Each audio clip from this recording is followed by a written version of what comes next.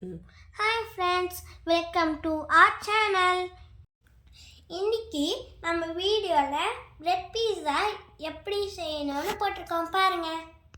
First capsicum tomato cut பண்ணி வச்சுருக்கேன், போட்டுக்கோங்க. அது கூட பெப்பர், கரம் மசாலா, சால்ட்டு போட்டு மிக்ஸ் பண்ணிக்கோங்க.